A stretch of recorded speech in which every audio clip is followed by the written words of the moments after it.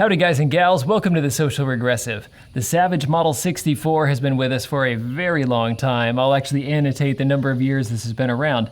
And this was kind of unexpected, but yeah, suddenly we have this. This is the Model 64 Takedown. So we can actually ratchet off this barrel, and this breaks down into two easy pieces that you can take in a backpack, or put in a little box in your car or something if you want to have a rifle handy. It's extremely lightweight, and everything about it feels pretty high quality. The only issue that I've had so far is with the sights, and we're going to take a look at that here in the near future. We're going to see what we can do to tweak that. We have a kind of a dovetail post sight up front, and then we have the usual kind of Patridge rear sight back here. They're a little bit wonky, so I'm going to be aiming left on these targets. But aside from that, the rest of the rifle seems to be just really well squared away. They've been modifying the Model 64 over the decades to what it is now, and I'm expecting some pretty good things out of this. We're going to see how it goes. I have 11 different types of ammunition that we're going to put through this. Ammunition that you're going to be finding at your local stores or purchasing online, some of the more common stuff. We'll keep the camera rolling while I do this so you can see if there are any hiccups, if there's any failures to feed, fire, reject, any magazine issues or anything. I've had a couple little stoppages today as I was getting ready, but this is a brand new gun, and there's bound to be one or two little hiccups. I think we had a couple of, not nose dives, but nose ups that kind of crushed the bullet up there. So yeah, let's take a look. Let's see how this groups.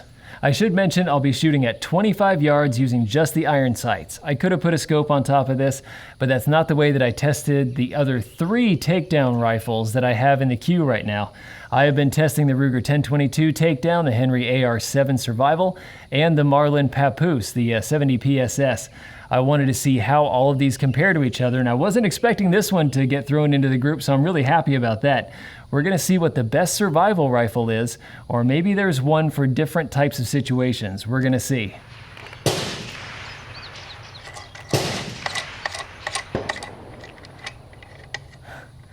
Sounds like someone's firing a shotgun out on the big range. I don't think that's allowed. First up, the stuff that you find in your local sporting goods stores or even at Walmart if they're still carrying this.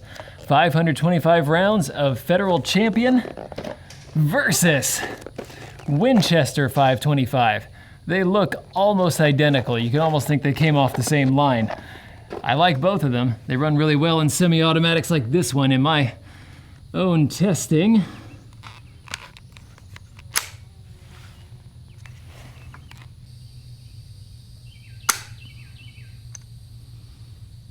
All right, there's our first failure to fire. Let's see if there's anything actually in the chamber. Nope. Let's try that again.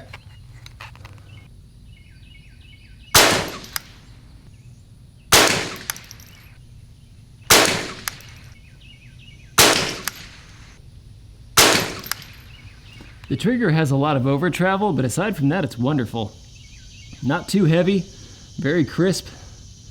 It actually feels a lot like the AccuTrigger.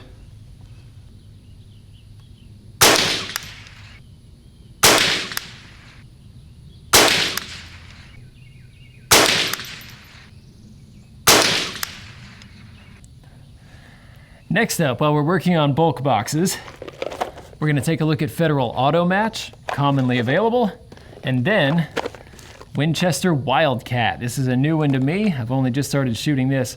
40 grains, 1255, and it is designed for hunting.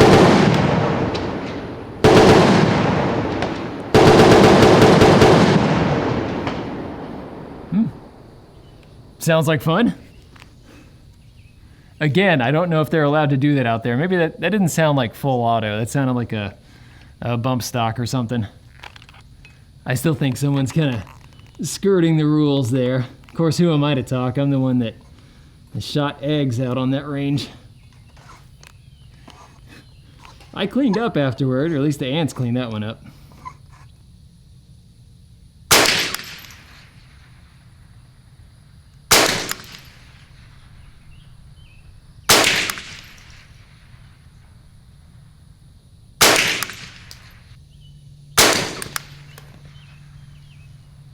Okay, So that was the Federal Auto match. Now for the Wildcat. It's difficult to do this sort of work with irons. It's probably gonna look like somebody shot it with a shotgun.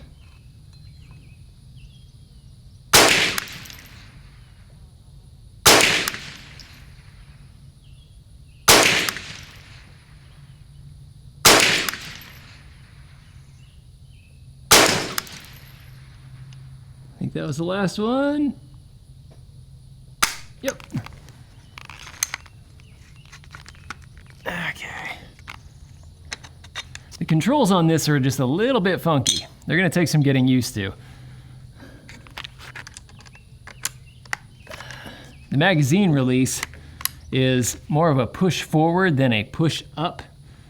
It's a little bit strange.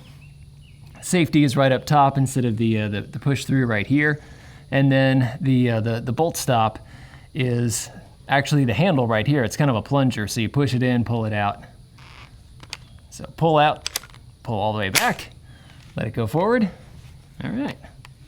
Seems to be running well so far. I'm happy about that.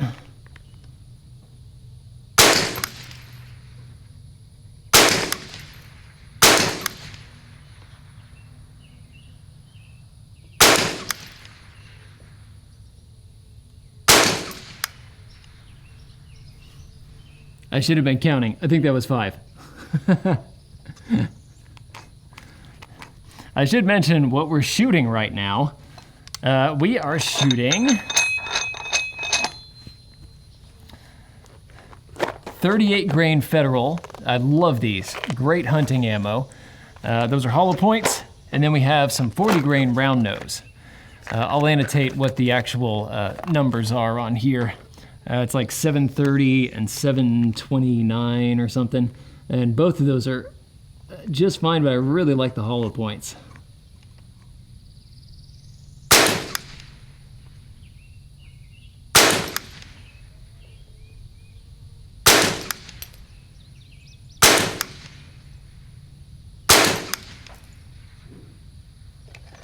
Next up, CCI Subsonics, coming in at 1,050 feet per second. These are just below the sound barrier. These have cycled in pretty much every action that I have tried them in. Love these. And then Quiet 22 semi-auto. These are only coming out at about 835 feet per second, but I have been shocked to see which actions this cycles in just fine as well. And I'm expecting it to be this one today. We'll find out. The faster ones, by the way, are hollow points. They're actually really good hunting ammunition. I'm pretty sure it was either that or the 38 grain that I used to take a squirrel last year. And yeah, good stuff.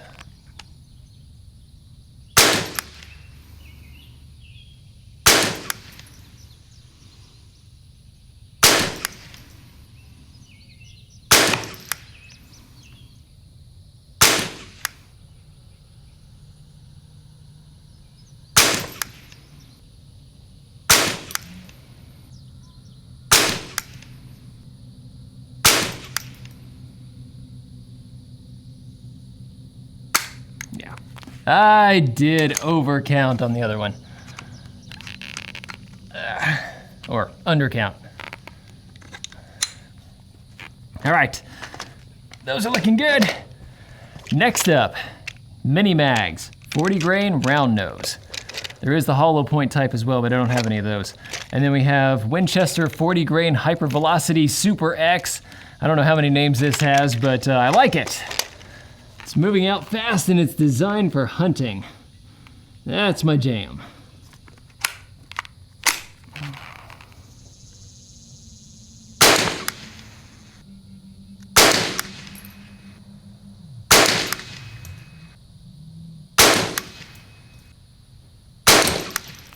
Okay. And now for the hypervelocities.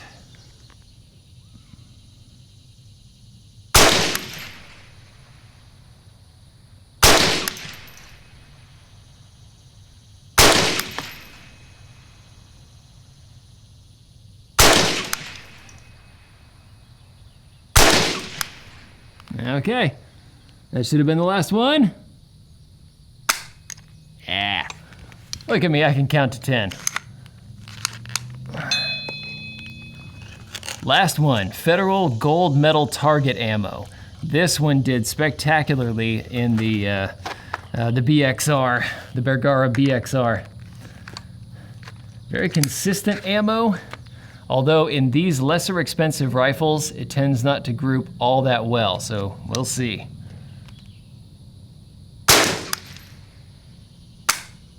Nope. Okay, let's see what we have. I think that was a failure to feed.